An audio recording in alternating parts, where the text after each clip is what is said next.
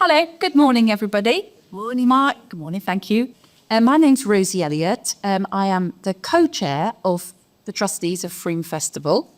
And I was also the first ever front of house manager at the Shakespeare's Globe Theatre in 1996. Third week. It was a job. But yes, so I'd like to introduce this morning's guests. And first of all, we have Dr. Abigail Rokison-Woodall. She is Deputy Director and Associate Professor in Shakespeare and Theatre at the Shakespeare Institute at the University of Birmingham. Her books include Shakespearean Verse Speaking, winner of the Shakespeare's Globe's First Book Award, Shakespeare for Young People, Shakespeare in the Theatre, Nicholas Heitner, and As You Like It, Language and Writing. She is the co-general editor of the Arden Shakespeare Performance Editions. And since 2018, she has been working with the RSC on a Signing Shakespeare project, which has produced resources for teaching Shakespeare to children who are deaf or hearing impaired. Our second guest is Andrew Smith. Andrew is one of our most talented documentary filmmakers. He's made numerous films on subjects as diverse as human trafficking, theatre and science. Andrew has won a BAFTA Award, 2 Emmy Awards, 2 Peabody Awards, a Royal Television Society Award and the Polk Award for Investigative Journalism. His many other awards include the Human Trafficking Foundation Media Award. He has made a film, pro bono, about the work of the Globe Theatre in London, promoting Shakespeare to inner city children who may never have been to a theatre. And finally, we have Martin Bax. Martin is an engineer and actor who founded the Frome Festival in 2001. He was the director for 7 years and is now our president. He served as a town and district councillor and was elected mayor in 2004. He is the co-founder and chair of Rook Lane Arts Trust and co-founder and director of Photo Frome. He was awarded the MBE in June 2006 for services to the Frome Festival and to the town of Frome. Ladies and gentlemen, please welcome our guests onto the stage.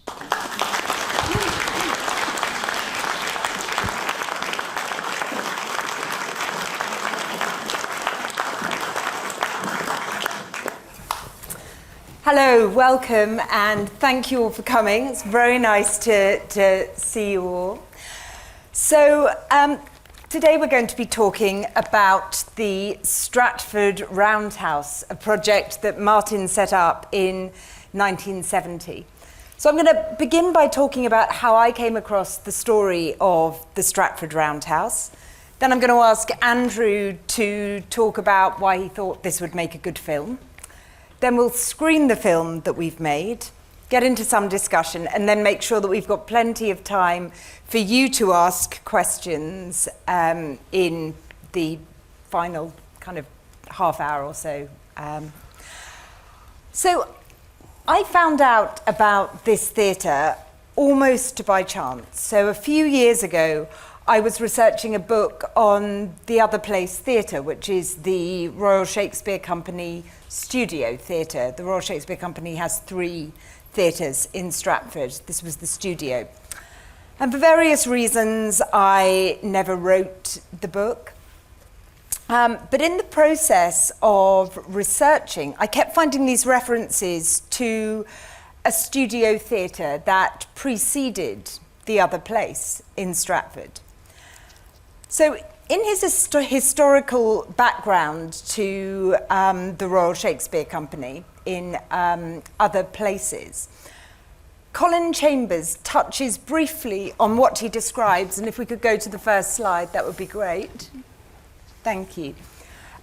He talks about a group formed around actors Martin Bax and Hugh Keysburn, taking the name Chaff and Bran that formed at Stratford in 1970, converting the rotunda in the gardens behind the main theatre into an auditorium called the Little Roundhouse.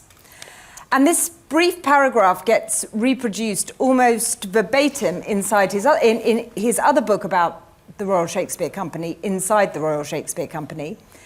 and again in Alicia Smith's Howard's book called Studio Shakespeare. So this might be a lesson to us all in not just reproducing something that you read in a book without finding out whether it's true or not. So I decided I needed to find out more about what this space was and its role in the founding of the other place. And I discovered that Hugh Keysburn was an actor living in Australia. He's sadly since died. And that Martin was living in Frome, having been the town's mayor and founding the Frome Festival. And so I contacted the mayor's office. That seemed the easiest way to get hold of him. And I received a reply from Martin amazingly quickly. And he said, I'll come to Stratford, I'll bring my archive, and I'll tell you the whole story. And he did. And I discovered that the references in those books weren't only inaccurate, so there never was, well, we think maybe there was a company called Chaff and Bram, but it had nothing to do with the Stratford Roundhouse. Found out that Hugh Keysburn wasn't significantly involved, apart from being in a couple of the projects. And I felt that these accounts were a fairly significant misrepresentation of the scale, the ambition, and the impact of the Stratford Roundhouse and the role that Martin took in founding it. Could we have the next slide so we can show? These are a couple of images of the Stratford Roundhouse, and the next one, please. And when you see the film, you'll be able to see what it looks like now and find out a bit more about what's happened to it. So for various reasons, the book I was going to write about the other place didn't work out. Perhaps unsurprisingly, I couldn't get into the parts of the RSC archive I wanted to explore to clarify things. So I thought, instead of writing a book, I'll pursue the story of the Stratford Roundhouse, and I'll write a journal article for Theatre Notebook, which is it's a key academic journal produced by the Society for Theatre Research. So I did that.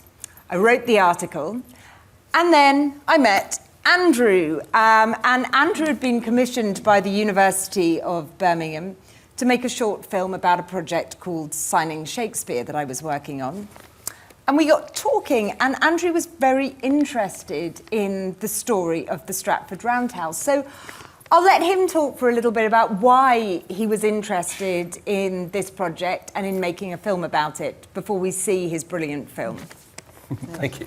So as you say, we were going to have that. We did have that meeting, and we did make that film, like 5 minutes on this amazing project Abigail does with deaf children. But we also just started chatting over a coffee about shared interests, I suppose. So there were a few things. One is that we were both interested in the other place, which you'll sort of see briefly, in which was this set up during the 1970s as a kind of the second RSC theatre, but with a completely different sensibility to it and methodology to it and ideas behind it. Really interesting place, and I think the academics could say sort of the beginnings in Britain of what's known as studio theatre. So we talked about that a bit. There's a character whose name you'll hear, Buzz Goodbody, who we were interested in, who directed the first plays at the other place. So we talked about that, and I also talked about something I was just interested in, really, as a sort of spare time project, really, which is how fascinating the 1970s were, culturally, politically, socially, and it was all reflected in theatre, and very specifically reflected in the RSC. I'd actually developed a series for Radio 4 based on Colin Chambers' book, actually, so it would have been riddled with inaccuracies, which was sort of about, which was looking at this, each episode was going to be a decade, so I'd been really interested in it. And there's also this idea of capturing on camera people who were there, who were still with us, still amongst us, and have amazing stories. Some have become very famous, some have gone on to fantastic things, but there's this sort of extraordinary history which probably isn't appreciated enough, and possibly hasn't been documented enough. So, you know, as you'll find out, Chaff and Bran and so on, there's quite a lot of stuff where the record needs putting straight. So I said to Abigail, do you know, in my spare time, I've got a camera, we could go and film people from that generation who were there and get their memories. And she said, well, I've met this extraordinary man called Martin, and he's amazing, he's fantastic. Told me the whole story, and I just said, oh, that's great, you know. And it's the sort of thing that we could just do very relatively easily in a day, get Martin to, the whole little story is so geographically confined to a small stretch of one of the most beautiful riversides in the world. Martin is a great talker, as you'll see. So we filmed it in a few hours, I think, basically, just the whole story, put it together. So the idea is, one of my interests is trying to work with academics in what they now call, the jargon is public engagement and impact. But the idea of putting out, basically trying to disseminate more widely what the academics are doing, because it's often, in my experience, absolutely fascinating. You know, I work for the BBC a lot, and we work with a lot of academics, and what they do is extraordinary and doesn't really, or a lot of cases is extraordinary, quite vital work, often quite cutting edge, and is preserving the kind of stories that should be preserved. So it was almost a little test run as well, really, wasn't it? Just to sort of say, let's see what we got. Then Martin turned up and... we did it. And was brilliant. So that's it, basically. Yes. Martin, do you want to say anything before we show the film? Well, just to thank you so much for taking the time and trouble to do the research and write this fantastic article in Theatre Notebook. There are some in the library for people to borrow, and there are some at the auditorium. If anybody wants to buy one, they are available. It's an excellent article. Oh, thank you. And it's an excellent film. Well, and thank you for doing that and really telling the story, which had been kind of suppressed for 54 years. We'll get to that. I should say as well, actually, that also thank you to a friend of mine, Andy Jackson, who's just a brilliant top. I mean, he's got all of the awards going. He gave up his day for free. He travelled to Stratford, so he shot it as well. Oh, yes. Loved it, and we took Martin for a couple of pints in the Dirty Duck afterwards. We certainly did. Listened to all his anecdotes off camera.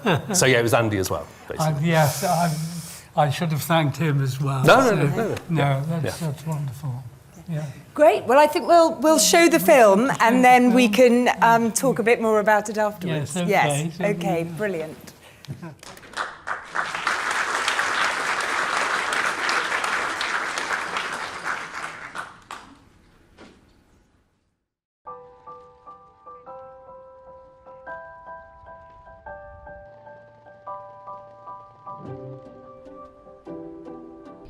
50 years ago, on the banks of the River Avon, a few minutes' walk from the Royal Shakespeare Company, a pioneering theatrical experiment took place, involving some of the most iconic names in British theatre.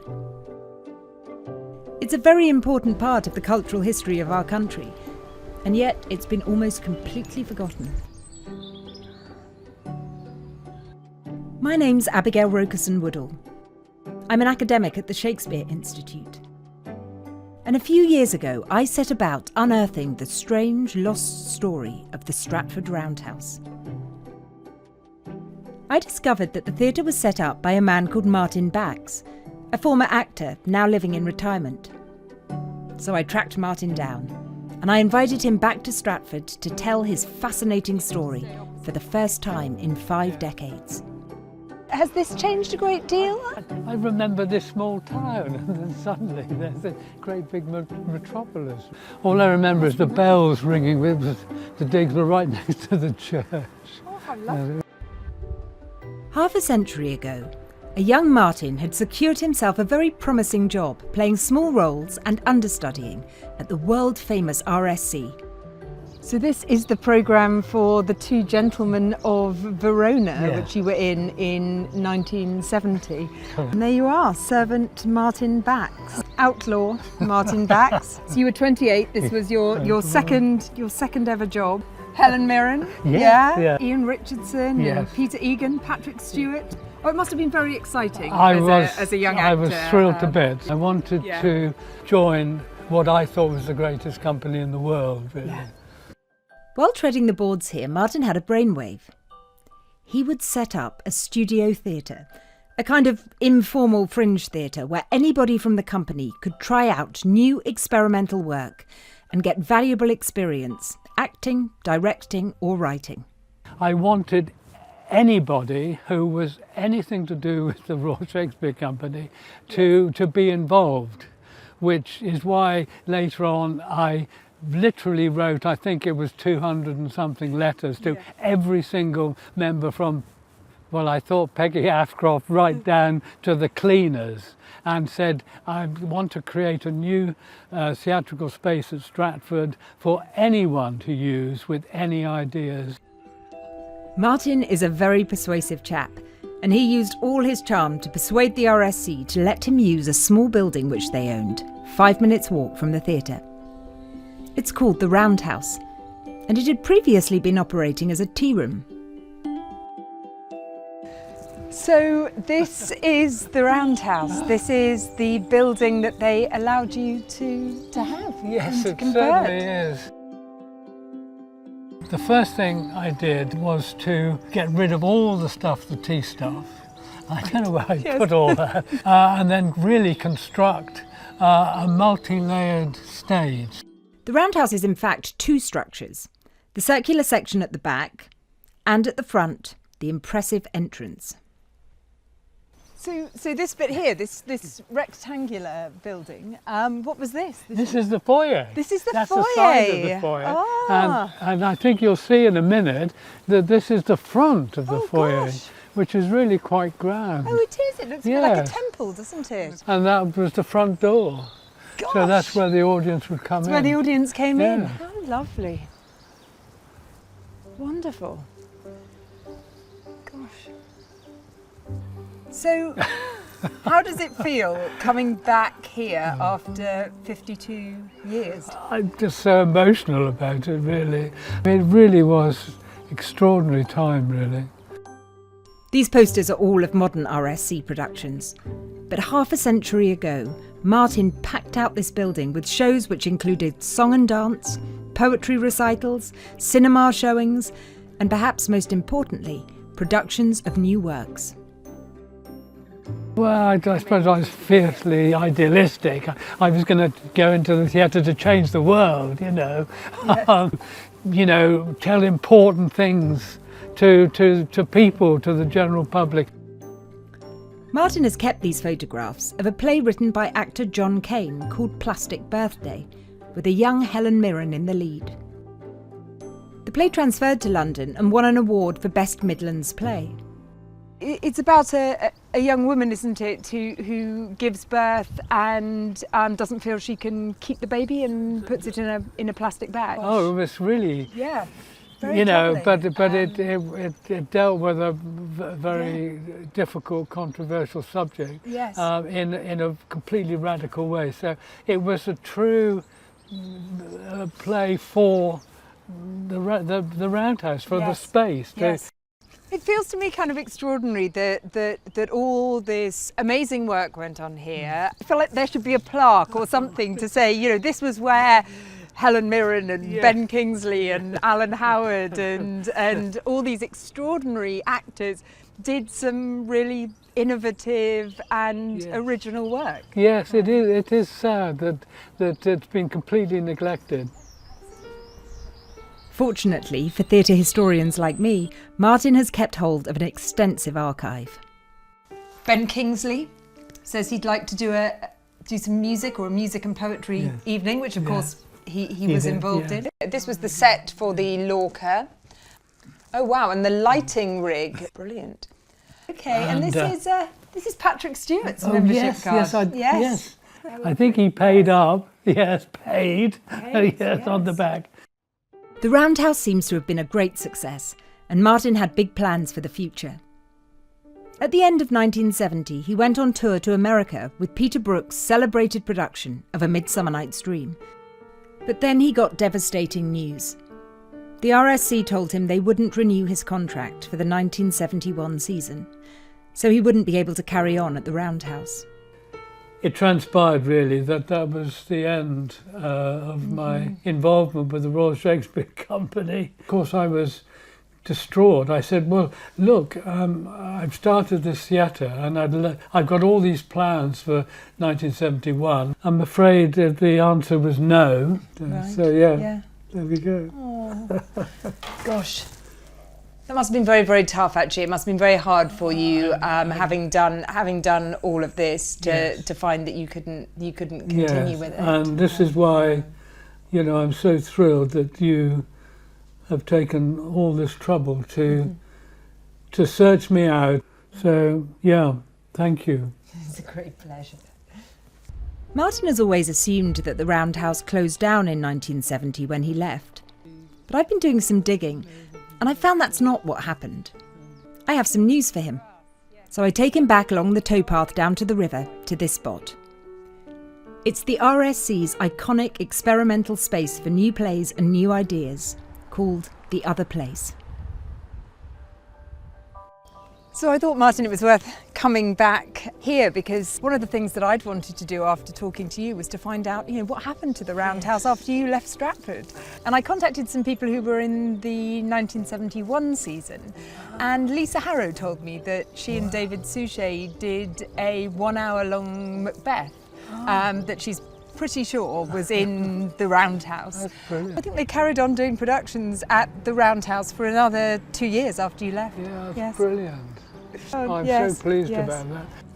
So I think that what this all led to, ultimately, was this, the RSC's permanent second theatre, The Other Place, which has been a really important part of the RSC's history. The RSC built The Other Place in 1974, based on the same kind of ideas and principles that Martin had argued for so passionately. In its early years, The Other Place was run by Buzz Goodbody, a pioneering and brilliant young director. She swiftly revolutionised the staging of Shakespeare at Stratford with a string of radically different, intense and exciting productions. And of course, The Other Place, still here, still the RSC's studio theatre, and a really important studio theatre in both the RSC's history, but the history of theatre more generally. And I really do think that your work with the Roundhouse played a part in the founding of The Other Place. Thank you. It's really a direct link, really. I think so. Of course, Buzz Goodbody was so excellent and did such an excellent job, and ran seasons far better than I could, I'm sure. So I'm very, very pleased. Martin says he was devastated to leave Stratford, but he's gone on to live a happy and full life. He acted at the National Theatre in the company run by Sir Laurence Olivier, and then he set up and ran one of the best arts festivals in the country, the Frome Festival, for which he received an MBE. Martin credits his experience at the Roundhouse as the ideal training ground for his future life in the arts.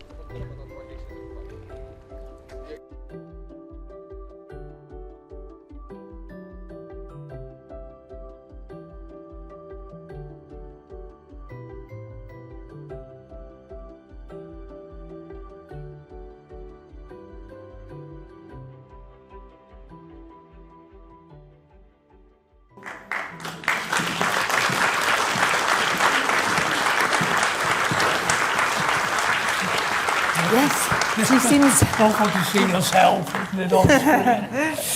Seen the story. I thought this would give us the opportunity to talk about a few of the productions that went on there and what you remember about them. Can we have the next slide, please? Yeah, so this was Convolutions. I understand this was the first thing that happened. Yes, Is that right? Well, Michael Bogdanov, who was assistant director to Peter Brook, decided to do a satirical review on the RSC, really, which, of course, was the first thing that got me into serious trouble, really. Hauled into the manager's office saying, "Oh, we didn't know you were doing a fully fledged theatre. We thought it was just you doing your sort of your audition speeches and things like that." So that was a shock to them, really, because we had obviously a lot of press coverage. And so, yes, I think it was quite wicked, wasn't it? Yeah, yes. As I understand it, I understand that Patrick Stewart played John Barton. He did, oh gosh, yes, and Peter Brook was played by. Well, somebody there. Who have we got? Terence Hardiman, Ben Kingsley. Ben Kingsley. Oh, right. Ben Kingsley, and what was wonderful is, of course, the senior management boycotted, never came to see any of the shows. But Peter Brook was a great supporter, and I can see him now laughing away at him playing, at being played by him, which was really good. So it was a wonderful way to start. But of course, also, this wasn't just about sort of doing late night reviews, was it? I mean, there was some really quite serious plays that went on. Maybe we can look at the next slide. Yeah. The next slide just gives us a list of what went on in that first season. So you can see quite a range of productions. So yes, Iago was a new play, wasn't it, based on Othello? Yes. Yes. The Faulkner play. Yes. Trader Faulkner.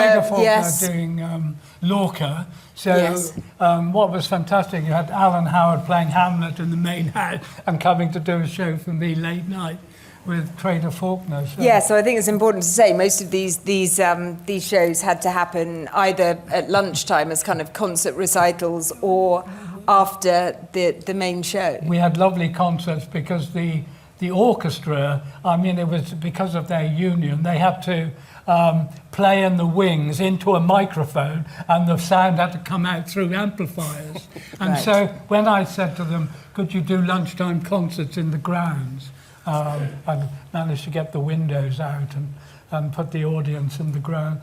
They were absolutely delighted, so we had some lovely lunchtime concerts. But of course, I don't know about the other show, the Plastic Birthday, is that? Yes, absolutely. Maybe if we have the next slide, I think that probably is, yes, here we are, Plastic Birthday. Yes, well, of course, that was absolutely amazing.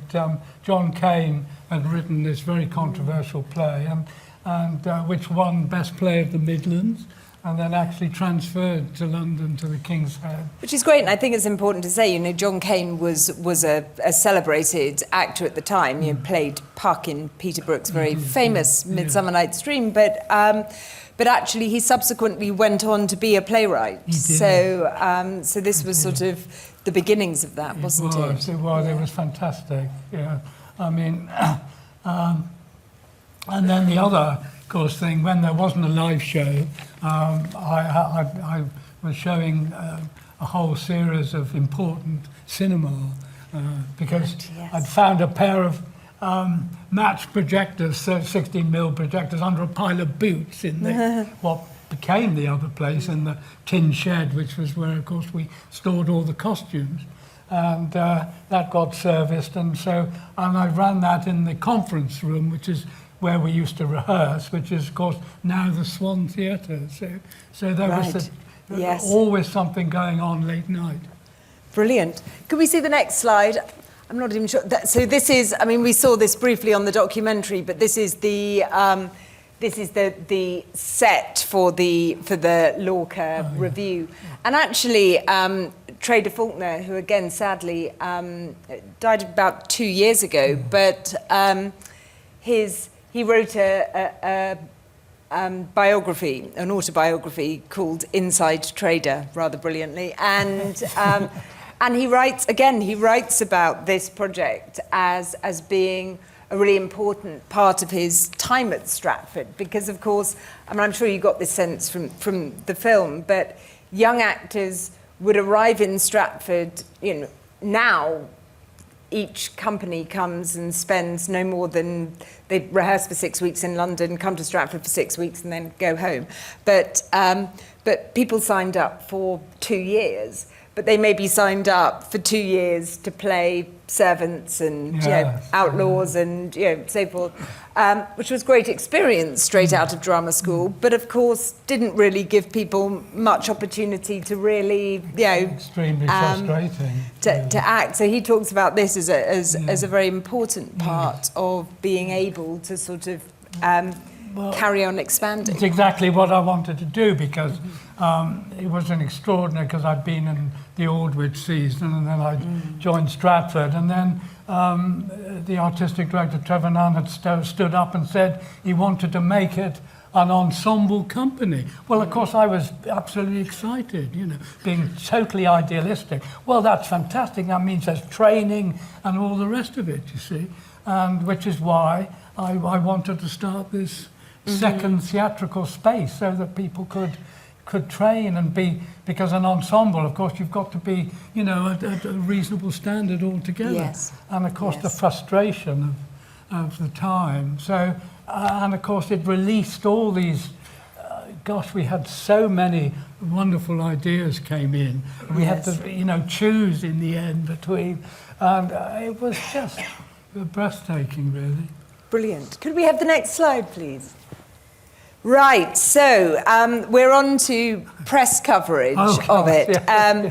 This is the headline of this, RSC has fun in Roundhouse, I think makes it sound quite flippant, but actually the article goes on, you know, quite detailed terms to describe how significant the project was and how high quality the work was. So you got quite a lot of press coverage. I did get a lot of press coverage from the Birmingham Post and from the Stratford Herald, and they linked me, two of us, that sort of in the forefront of experimental theatre and the Midlands and you know. Great Britain, dare we say. So, gosh, you know, I was absolutely thrilled with the coverage. Let's have the next slide and then we can maybe... Yes, so here we are. The Stratford Herald said, so far they've not been able to admit the public, maybe we should talk about that in a minute, because of certain regulations, but it's hoped that next year these difficulties will be overcome. If they are, Stratford's Roundhouse, small though it is in size, should prove to be one of the most interesting and fruitful theatrical experiments going on anywhere in the country. Gosh. So, yes, it's that's a pretty impressive endorsement. Yes, it was, of course, it would, I don't think we'd be allowed to do anything now with the health and safety, but of course we were negotiating to get a license for 2001, which of course didn't happen. For 1971. So 71, yes. Yeah. And so, I mean, it was extraordinary when you think of it, because I got cushions made from spare material from the seamstress was sewing away, and I even put ladders up and had seats in the roof, because a circular building between the joists was, I mean, you know, you'd never get away with that now. So I think we managed to squeeze 100 in there at one point. But maybe I'm exaggerating because you know, but it was extraordinary space. Yes, I know it's such a shame. It's being used as a storeroom now. But a couple of people after we showed this film to the RSC, a couple of people said, I didn't realise it was used as a theatre. Wouldn't it be brilliant if we could revive it? But and what upset me most, at the back, and you saw in the film, was 3 beautiful full-length windows. Yes. And it looked absolutely fabulous, because it was, you know, a summer house to a big house and everything. And of course, they've removed all that vandalism, to a listed building. So, Yes. And of course the front was all open as a foyer, because it's all closed now with the lovely photographs of the actors now, Yes. which is great. But of course, tragically afterwards, it became a brass rubbing centre. I mean, come on. Yes. Yes, that's what I remember Pretty tearful from my childhood, being dragged to the brass rubbing centre. Yes. So, Yes, it wasn't it's, huge fun. Could we have the next slide, please? Yes, this is the one that I think you mentioned, Martin. This was in the Birmingham Post, and it's entitled "Experimental Theatre's Plan Ahead to Beat the Bingo Hall Bogey." But yeah, it does. It puts you and a couple of other projects going on in the Midlands at the kind of forefront of experimental theatre. Because I suppose, am I right in saying the 1970s was, there hadn't been an awful lot of... No, there was very little fringe theatre. So, of course, and very few theatres around the country had studios. So things like the National Theatre Studio, which ended up doing a lot of experimental work for the National Theatre, that wasn't set up until considerably later. Of course, now a lot of theatres like Chichester and Sheffield, they've all got their studio theatres for doing more experimental work. But at the time, we were. Yes. Well, I think it was quite a new idea at the time. I mean, the London Fringe was absolutely in its kind of infancy, but that was going to expand through the 70s. But yeah, this was something really quite innovative at the time.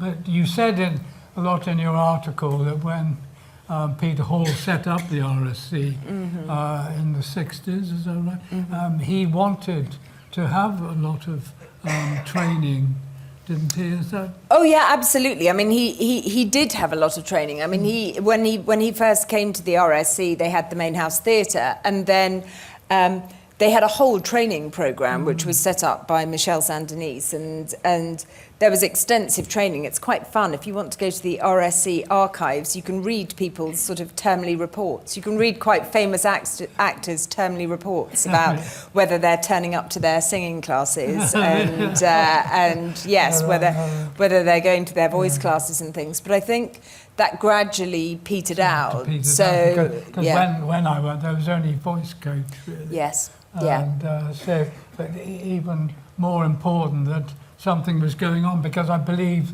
by statute you could only do Shakespeare in the Memorial Theatre. Was that correct, or some sort?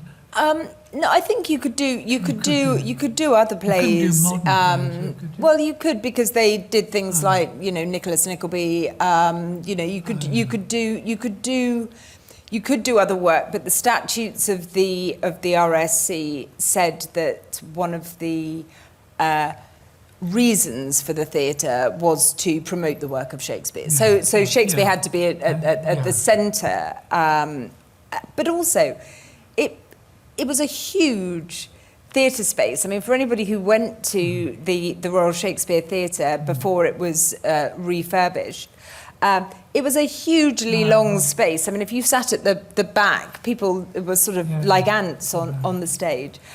It was a very, very big stage. So there were only certain types of plays you were going to be able to do there. You weren't going to do a kind of, two-hander, intimate drama on that stage. So yeah, absolutely. What the theatre was lacking was somewhere where you could do more kind of intimate work and more experimental work. Because again, you can't really put on a piece of experimental work to see how it goes when you need to sell over 1,000 tickets. You've got to be quite kind of conservative about what you're putting on. Could we have the next? Yes, I think you told me once that you thought this quote might have been what proved to be the reason why you weren't invited back. I must congratulate everyone involved in this production. Some of the life and emotion shown in it could usefully be carried into some of the season's productions in the main theatre. Must have gone down very well. I got hauled in to see the general manager. Yes, I told that story earlier, which, yes, that was not convolution. That was, yes, yes, they weren't very pleased about that. No, I can... Now, we mentioned in the film that the Stratford Roundhouse did have a life after you left, but you weren't really aware of that, were you? Or you weren't involved in it? I was so traumatised that because I'd helped a farmer out with the summer hay harvest and made friends and just outside Stratford at Pentworth. So traumatised was I when I was told the news that I couldn't carry on, and of course I was in New York at the time. So I rang my farmer friend and said, I didn't dramatically say I'm leaving the profession, but I said, do you have any work? And he said, yes, trying to make the dairy farm he had workable for one person. And so there's lots of building work, and there's a caravan in the field, so you can come and as far as I remember, I spent 2 years then as a farmer, right, looking after the calves for a lovely Jersey herd he had. Yes, and even went contract farming around all of it. One lovely thing I did around the Cotswolds. Oh wow! So yeah, so eventually, of course, I went back into the theatre. Yeah. But because I thought I'd set something up that I would not a pat on the back, but this great company, and there's some experimental work of value, which certainly Peter Brook could see. And yet to be completely turned the back on, I thought was such a wrong thing to do, really. Yeah. Could I have the next slide? So it was interesting. Again, I don't want to suggest that I really don't want to suggest that all of Colin Chambers' book is kind of a fiction. It's not at all. But he does mention that that the Roundhouse carried on into 1971. He says in 1971 as well, they put on all sorts of shows, including reviews, poetry readings, an hour-long Macbeth, a programme on the Spanish poet Lorca, a satire on Peter Brook comparing the Eurovision Song Contest. Now, actually, of course, most of those things, as we've already mentioned, were part of the original 1970s season. So the Lorca project, Peter Brook comparing the Eurovision Song Contest was part of Convolutions.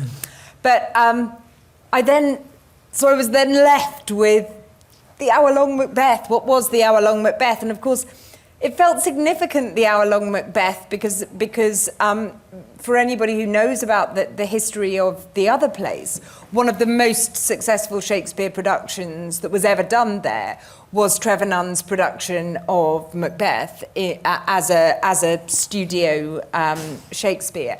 And indeed, the RSC this year is about to do another studio Macbeth in the other place. So I really wanted to find out about this, but it's quite difficult. So I went to the archive, to see who was in the 1971 season. Was there anybody who I might be able to track down?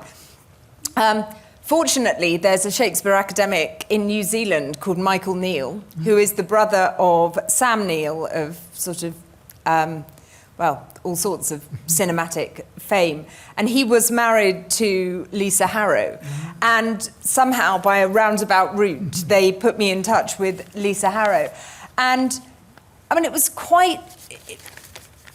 it did feel very fortuitous because I thought she was going to get back to me and say, yeah, I vaguely remember something going on, but wasn't really involved. She actually got back and said, yes, absolutely, yes, I remember it. And I've kept all the letters that I sent home to my parents during the time I was in Stratford. So if we have the next image, these are extracts from, she wrote back to her parents, I'm working on a studio project on Macbeth, which takes up whatever other time I have. And this was 17th of October, 1971. And then a later letter where she says, we did a project on Macbeth for the studio. It was a great success, but we had to rehearse it together as a group, and the only time we could all get together was after the show, so we worked for 2 weeks until 3 a.m.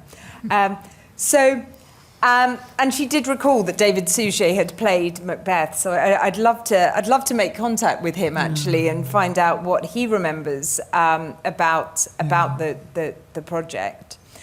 And then, of course, we mentioned earlier Tim Pigott-Smith. Tim Pigott-Smith then came to Stratford in 1972 for Trevor Nunn's Roman season. And in his autobiography, Do You Know Who I Am?, he writes about the Stratford Roundhouse. And maybe we could have that slide. He says, in a theatre gardens is a small Victorian folly, a circular building with the feel of a neglected church, the little Roundhouse. The actor Martin Bax got permission to use it. It was adaptable and atmospheric, and actors like Martin channeled their creativity into it. During the Roman season, I remember Heathcote Williams, the local stigmatic, a few evenings of excerpts from Shakespeare. I directed Next Time I'll Sing to You, James Saunders' haunting play. In spite of the necessary late curtain, this strange space was always full. And although it could be nervy, for there's nothing quite so testing as playing exclusively to your peers who happen to be sitting inches away from you, it was genuinely buzzy. So it's nice to think that the work at the Roundhouse did carry on. And if we could have the next slide, Tim Pigott-Smith makes that direct connection between the Roundhouse and the other plays when, in the book he says, in 1974, Buzz was given the means to formalise this creative waste into the other plays. But then, of course, he and Francis de la Tour wrote in nominating you for an MBE. And I think Pigott-Smith wrote, in fitting out what was known as the Little Roundhouse, Bax's work has never been properly recognised. The way he involved all members of the company on and behind the stage laid the foundations for what's now the other place. And Francis de la Tour said that your project was very successful and gave birth to the other place. So I think we see that running. And then both of them then came and helped me to open the Frome Festival. So there's another kind of yes. Yeah, there's links everywhere. Yeah, there's another legacy, isn't there? Maybe if you'd never done the Roundhouse project and you hadn't met these people through doing that. That's true. I mean, looking back, of course, using the sort of engineering skills to create what had been a tea room into a theatre. Yes. My practical skills that I have and the kind of artistic side was exactly what I did with the Frome Festival. Yes. Scrounging offices and having to convert them and doing all this as a practical thing. Yeah. Obviously helped launch the festival, and then getting my starry friends to be the lead people in the first one, because we didn't have any money to start it. Right. So yes, I'm very, very grateful to Tim and Frankie de la Tour for doing that. And I think what was, maybe galling for you was that Trevor Nunn having said, well, there isn't the time and there isn't the space for this work. Then in 1973, an announcement was made that, if we could have the next slide, that Trevor Nunn had the brilliant idea for a studio theatre in Stratford. He said, an experimental space to provide the RSC with the opportunity for showing new unproven works and to provide stimulus for actors with more minor parts in the Shakespearean productions. And of course, that studio theatre set up in 73, and then Buzz Goodbody was invited to run it as the other place in 74. Well, of course, I'd heard him on the radio. Yes, saying yes. his idea of starting a second theatrical space at Stratford. Yes. It was very galling, really. Must have been very, very difficult. To give somewhere a budget and do it. Because I had to budget the Roundhouse on my £18 a week. Yes, yes. Because, when I begged to carry on, I said, you can still pay me £18 a week. I'll be in as many plays as you want. I'll understudy as many things as you want. He still refused, of course. Yes. Yes, no, not a great fan. Well, it's difficult, isn't it? I mean, I suppose, there are a lot of strains and stresses of running a big theatre and trying to balance all of those things. But I suppose it's nice to think that you gave them the idea for something that still exists in Stratford and still has. Because Think of it. Yeah, of think course. of it that way. And then I went on to do other things. Absolutely. I think we should open up to questions from the audience. Yes, I think Andrew, do you want to say anything else before we do that? No, not really, no. Just that it was a real pleasure to meet Martin on the day. He was extraordinary. He actually sort of organised everything. He organised our taxis back from the pub on the shoot. You're a sort of born organiser, I think. Well, I'd like to But think you can see of where the training comes I'm from. quite good at detail. I like things to run smoothly. Yeah. What if that would happen? I'd better organise something, Very in case, good. Yes. I think I'm right. Yeah. Is that when the day we filmed with you, you hadn't been back to Stratford for many years? No. You genuinely hadn't well, seen of course, it? I sort of boycotted it, I suppose, didn't I? Yes. Yes, it was quite difficult emotionally, really. Yes, yeah. So yes, I did support it very well. I think what Abigail's done is, because as we can see, these things enter the sort of bloodstream of the literature, don't they? So it gets passed down. And what Abigail's done is properly academically. So there's now a Birmingham University website page, isn't there, with all of this and the film and Martin. So you sort of put the record straight. This is so exciting because guilty of being a hoarder, all my memorabilia is now viewable, hopefully, on the University of Birmingham Roundhouse web.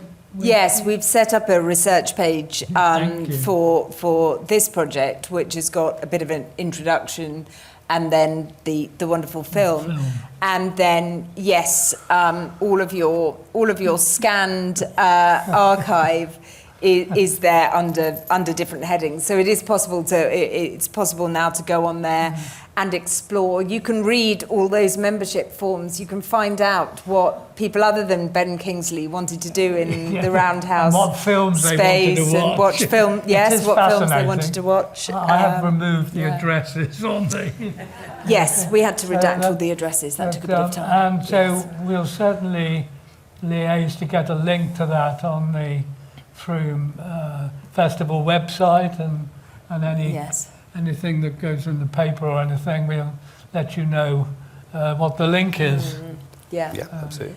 Yes, I mean it's certainly it's a fascinating archive to explore, and I think the membership forms are really interesting because what they do is tell you what a kind of hunger there was amongst particularly young actors to make their own work and to do something experimental, and the way in which all of that was sort of enabled and incorporated into the vision for the Roundhouse. Actors wanting to direct, and directors wanting, it was, they had the chance to explore what they, were hankering to do. Really, which it was magic, really.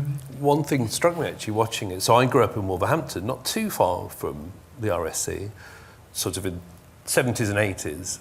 And actually what you guys were doing, the intention was, wasn't it? There was a little thing called Theatre Round, but the intention was actually to take theatre out, to make it much cheaper, mobile, simpler, smaller. had you guys had more of a chance to do that, I suspect you would have gone on the Well, road. We never had that in Yeah, Wolverhampton. well, to be fair to that season, I did, the thing I enjoyed most was we did Faustus... that was Theatre Go Round, wasn't it? Theatre Yeah. There were just 12 of us playing 40 parts or whatever it was, and we opened in Dublin at the which was wonderful, and toured that and then brought it into the main house, and we were called the Magic Dozen. So I was pretty thrilled about it. So it did give me something, Yes. I suppose, but very little really. Yes, yeah. Great, well, let's open it up to questions, and we've got some roving mics. There's a question already in the front here, so I don't know. We'll just get to Somebody with a roving Rose mic. is there. Wonderful, thank you. Lovely, so we can hear. That's it. Yes. Thank you so much. This is absolutely fascinating. Martin, I'm just really intrigued to know whether you ever heard back from the RSC with a reason as to why they didn't renew your contract. Did you ever actually find out why it wasn't renewed? Well, I mean, it's supposed to be fair. The contract, I suppose, was 2 years from, because I joined the RSC in 1969 at the Aldwych and had a marvellous season there. And then I suppose the contract was for that and the following year at Stratford. Yes, so I mean... So it wasn't as if they were tearing up the contract, to be fair to the management. I think it was how it was put to me that they thought it was time for me to go on and do other things. But Yes, yeah, fair to say they weren't breaking your contract, No. but they weren't renewing but it. they weren't so, renewing yes, it, is yes. the thing. There's a question up there. Hello. This has been brilliant. It's a great story. My question's for Abigail. Are you thinking, you're talking about trying to track down David Suchet, who might not be hard to track down, to ask him about his memories. Are you planning to ask anybody else? Well, it's funny because, there aren't a lot of people who were in those seasons who are, you saw from the names on there aren't a lot of people who are still alive, sadly. So I won't have any luck with Ben Kingsley. Patrick Stewart can't remember anything about any of it. Can't remember anything even when you show him all the stuff, he can't remember.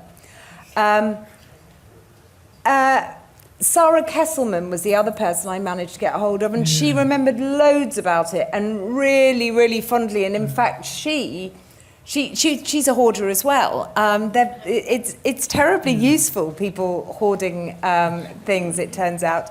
She had the lyrics to the theme song for Convolutions, the review, which was great because it showed I think you were being quite rude about Trevor Nunn in the song.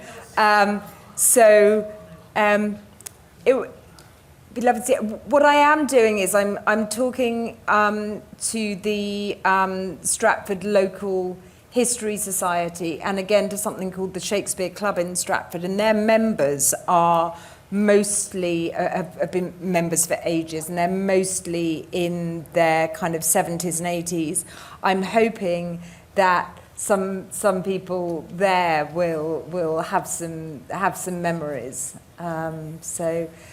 Yeah, you'd think it would be easy to track down David Suchet, but I mean, it's easy to get hold of his agent, but it's not very easy. It's not terribly easy to persuade somebody to talk to you about something if they've decided they're not going to for whatever reason. So, Sometimes they don't want to be involved, perhaps. Or maybe I think people are worried about looking like they can't remember something, or So we'll see. I'd love to try. Yeah. Yes. Oh, there it is. Have you tried Martin Best? who is still in the land of the living and mentally alive, lives in Spain. But he was around for years doing this stuff and did experimental theatre himself. Yes, but he wasn't involved with the Roundhouse, as far as I can see, because He said he's... did you? Yes, he Martin sang a concert. Best. Martin Best and Ed Flower did a concert. What I couldn't hear. Oh, Martin Best, yes. No, then we haven't tried. Give him a go, because he's since Martin got Best. involved in a theatre project in Yes, Sweden. because Martin Best came to. He played in the first festival in the show we did with Tim Right. and Frankie, the John Barton adaptation.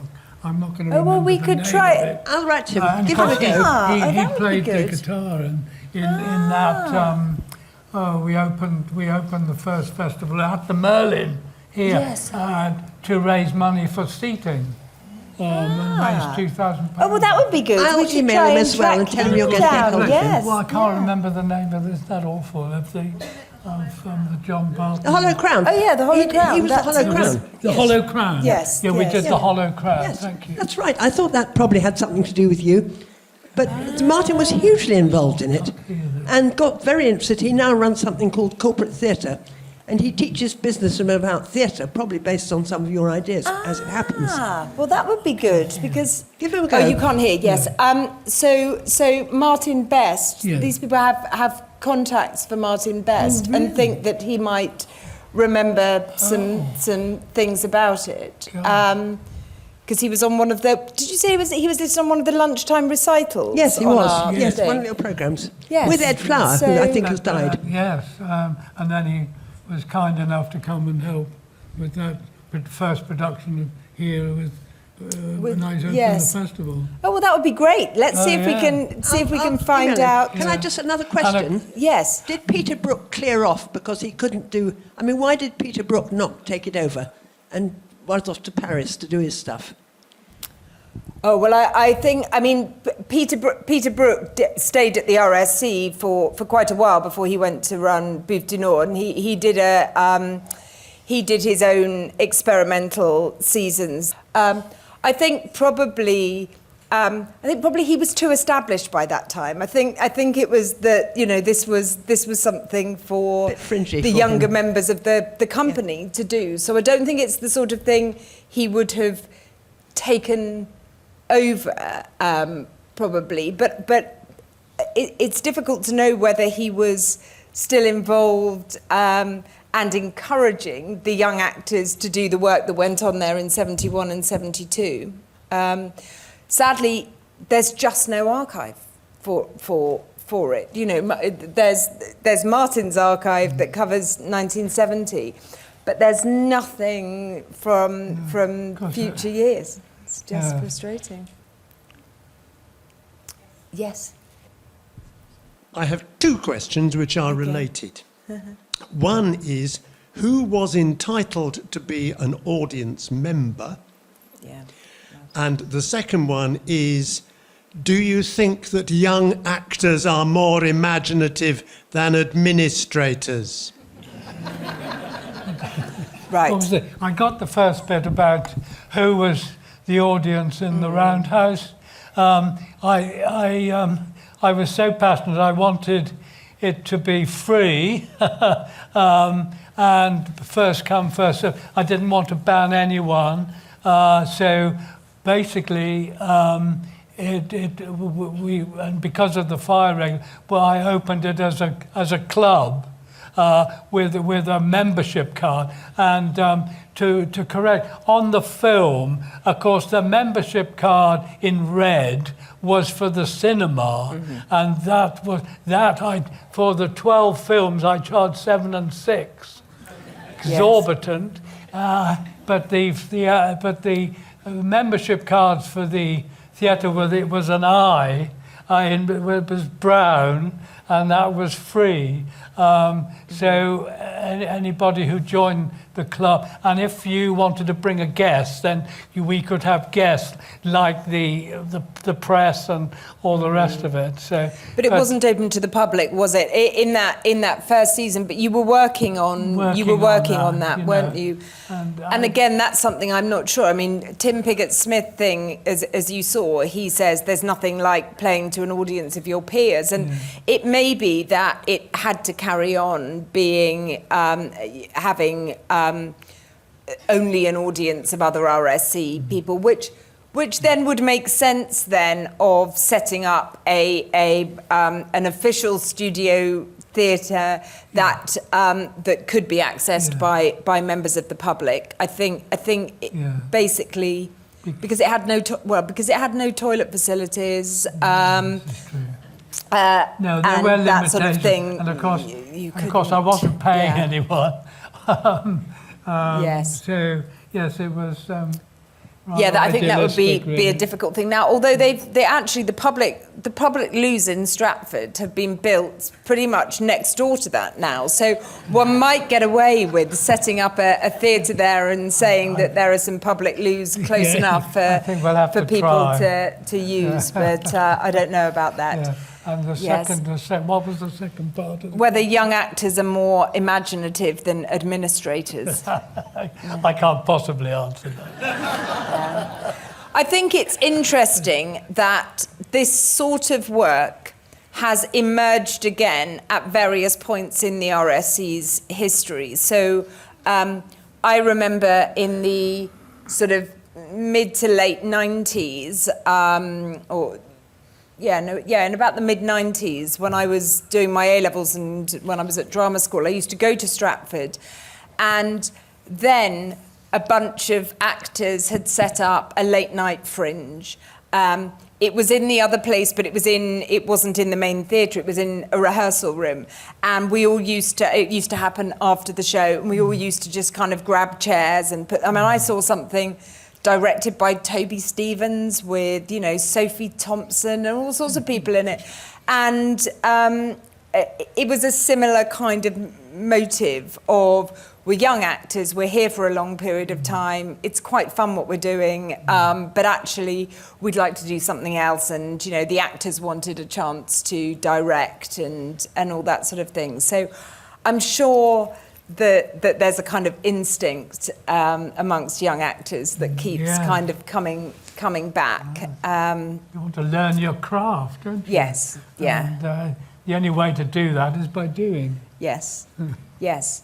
And people want to showcase as well, don't they? They want to be able, if you're playing a servant, you don't get much opportunity to show people what you can do. But if you put on a show and give yourself a big part, then you can showcase it. Are there any other questions? Oh, there's one over here. Hi, it's been lovely to see the film. Having heard the story over the years, it's really great to see it finally coming out. It's great. Question, I think you said that you'd showed the film to the RSC. If so, what was the response of the current management? Everybody said, oh gosh, how wonderful, we had absolutely no idea. Gosh, isn't it fascinating, how lovely. I mean, a couple of people said, it'd be really interesting to see if we could revive something, but they said that and then immediately followed it by saying, but of course, we no doubt health and safety would prevent it. I think the RSC is always interested in hearing things about its past. It's interesting. I sent it under this current management, Daniel Evans and Tamara Harvey, and I think they're very open to knowing more about the history of the RSC. I don't know how I think the previous administration would also have been interested, but I think there's always been a little bit of a worry about anything that disrupts the story of Buzz Goodbody and The Other Place, which in itself has built up a kind of mythology. So there's a story that is on the RSC website, you know, of Cicely Berry saying, well, it was amazing, and Buzz Goodbody just, she was asked to go and get some costumes, and she stumbled on the Tin Hut and said this would make a wonderful theatre. Well, I mean, that's clearly not the case, because Trevor Nunn had set it up as a studio theatre the year before in 73. And Cicely Berry, of course, was very involved with me Was very in involved 1970. So, Yes. But of course, the great friendship she had with Buzz Goodbody, Yes. obviously, you know, which was kind of disappointing, really. But I think, you know, obviously people sort of slightly misremember things and also slightly mythologize them. So I think that they just would have been anxious about something which had seemed to disrupt the narrative of Buzz Goodbody and The Other Place. But I hope that what we've done with this is to show that this was the beginnings of something, that it doesn't take away anything from her achievements and what she set up. But it shows where some of the impulse for that work came from. So, yeah. Got another question here. Yes. Thank you very much. It's been incredibly interesting. Martin, did you have a favourite production during that time? Favourite production? Yeah, What, personal favourite. At the Roundhouse. In the Roundhouse. Well, I suppose I'd have to say the Plastic Birthday, really, because it was the perfect sort of experimental thing. And it was an incredible show, the way they did it, you know, as a sort of music hall act. It was biting, really. So I suppose you can't really, I can't get that one out of my head. Obviously, I loved the satirical review convolutions and the singing of the song.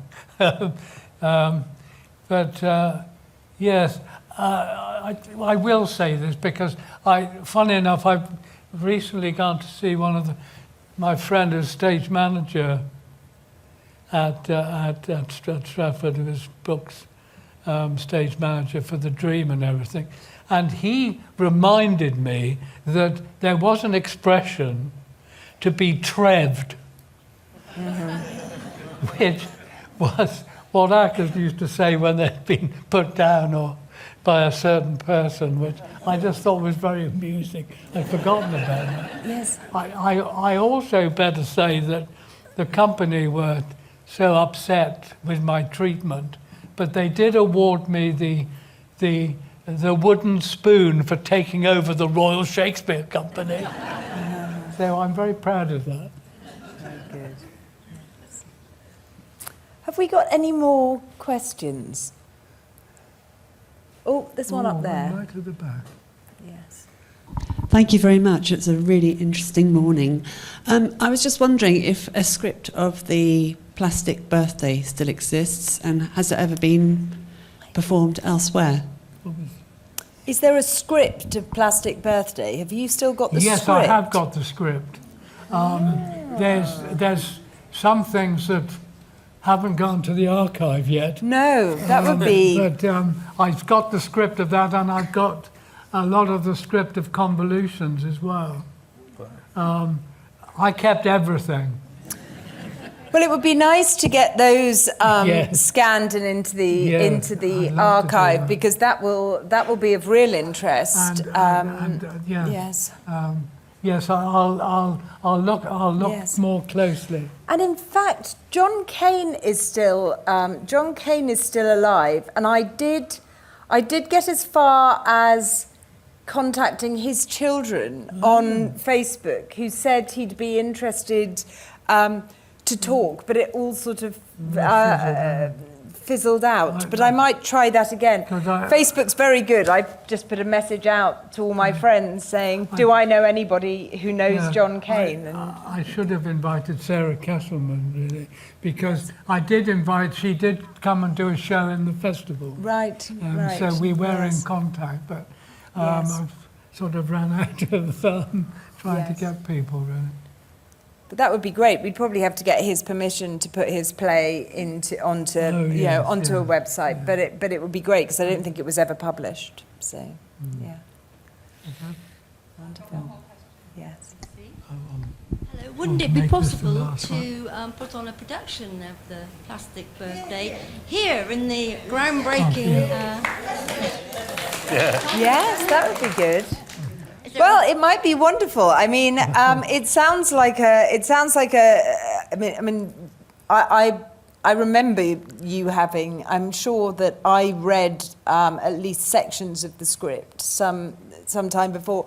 Yeah, it's interesting. I mean, it's got that feeling a little bit that Cabaret has of telling the story of something, or Oh, What a Lovely War. You know, telling a very serious, very dark story through the medium of sort of music hall and cabaret. So it'd be great, or at least to do a reading of it. I'm sure we could do. I'm sure we could arrange a reading, a staged reading of it. That would be great, wouldn't it? Yeah, definitely.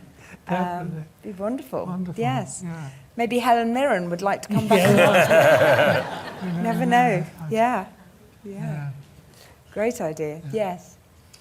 Do you think that anything similar could arise at the present?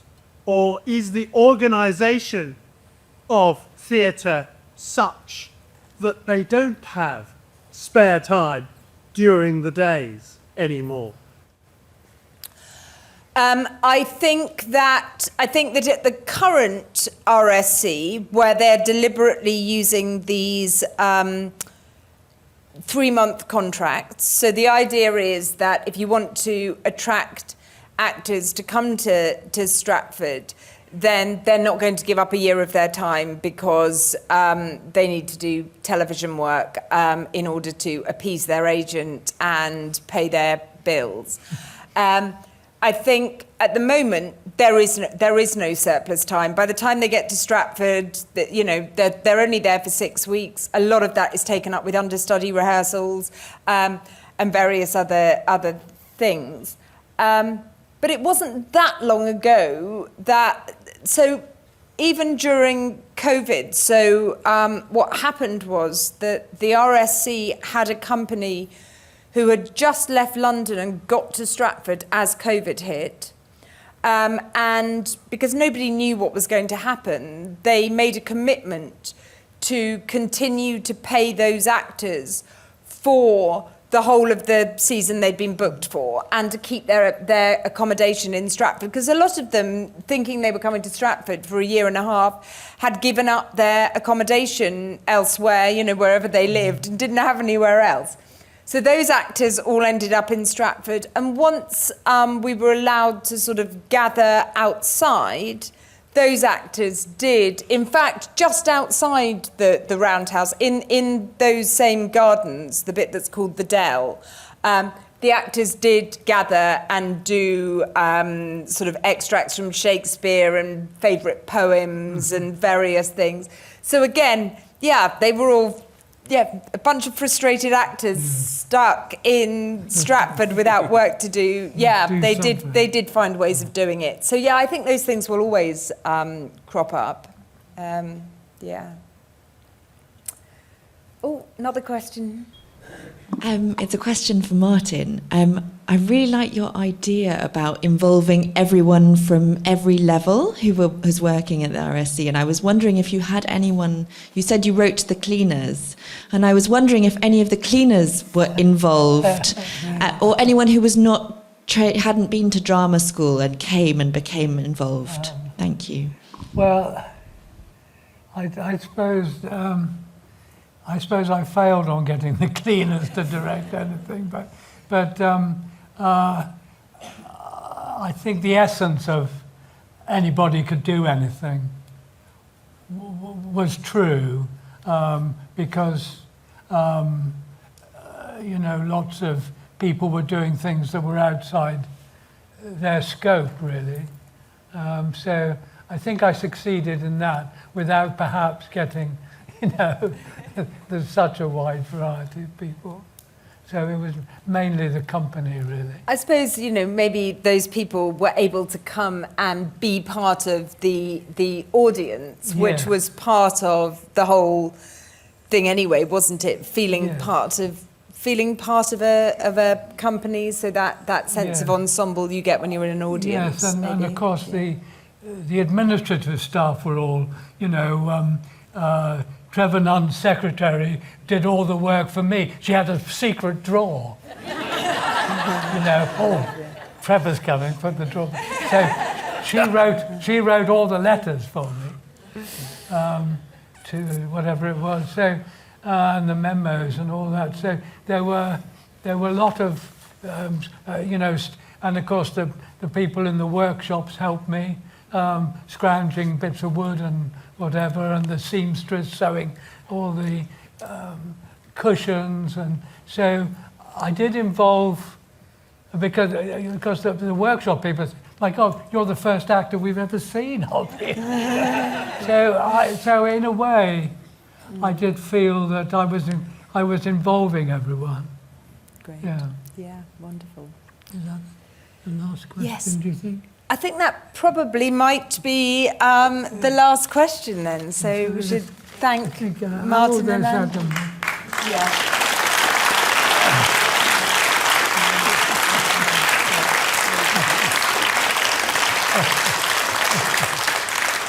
I mean, it simply remains for me to say an enormous thank you to you. I normally say on behalf of the festival, we say thank you, but very rarely do we have someone as connected with the festival as Martin on stage. So I feel a little bit out of place saying it. And it's been fascinating to hear all about it. And the thing that really strikes through all of this story from a Frome Festival perspective is that spirit of resourceful creativity and that kind of energy, that creativity that comes from artists and, dare I say, administrators as well, who do put in a shift now and again, who try and pull these things together. But it's a spirit that we really try to hold dear here at Frome Festival. It was something that Martin started, something that Martin Dimmery continued, and we continue now. And also the use of space as well, to try and always find new spaces, new places. This year's festival takes place in 52 venues across the town, and that is a variety of places that is not just purpose-built, wonderful theatres like this, gorgeously teched by Alistair Goulden and Jules up at the top. Can we give them a round of applause, please? Let's thank them.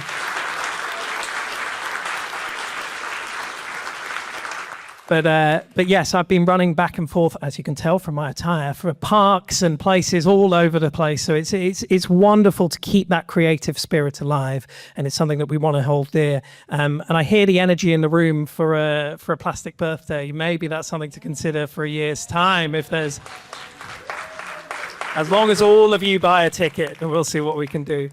Thank you so much to all of you, Andrew, Abigail, Martin. Such a wonderful morning. Thank you all for supporting. I hope to see you across the festival. It will not be news to you that this is day 3 of 10. We have 280 events across this year's programme, so there's plenty to come along to, plenty more free activity as well. Check out our website, check out our brochure, see everything else that's going on. But one more time, an enormous round of applause, please.